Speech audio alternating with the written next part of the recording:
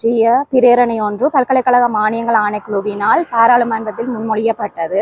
இதன் அடிப்படையில் பல்கலைக்கழக மானியங்கள் ஆணைக்குழுவினால் டிசம்பர் 3ஆம் தேதி அனைத்து பல்கலைக்கழகத்திற்கும் கடிதம் ஒன்று அனுப்பி வைக்கப்பட்டிருந்தது.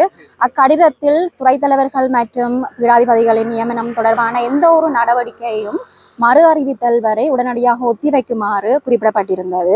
பல்கலைக்கழக மானியங்களின் இத்தகைய முறையற்ற தலையீடானது அரசு பல்கலைக்கழகங்களின் சுயாதீன செயற்பாட்டை பாதிக்கும் என்பதன் அடிப்படையில் பல்கலைக்கழக ஆசிரியர் தொழிற்சங்கங்களின் சம்மேளனமானது அதன் எதிர்ப்பினை கடுமையாக வெளிப்படுத்தியதுடன் 3ஆம் தேதி அனுப்பப்பட்ட அக்கடிதத்தினை மீள பெறுவதற்கும் வலியுறுத்தி இருந்தது.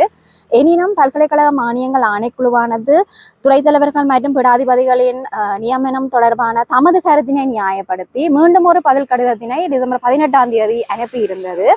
இதன் அடிப்படையில் பல்கலைக்கழக ஆசிரியர் தொழிற்சங்கங்களின் சம்மேளனத்தினால் பல்கலைக்கழக மானியங்கள் ஆணைக்குழுவிற்கு முன்வைக்கப்பட்ட கோரிக்கைகள் தொடர்பான எந்த ஒரு சாதகமான முடிவும் எட்டப்படாத நிலையில் பல்கலைக்கழக ஆசிரியர் தொழிற்சங்கங்களின் சம்மேளனமானது அவ்விரு கடிதங்களை மீளப்பெற வலியுறுத்தி இன்றைய தினம் ஒரு அடையாள பணிப்பகிஷ்கரிப்பு ஒன்றினை நடாத்துவதற்கு தீர்மானித்திருந்தது.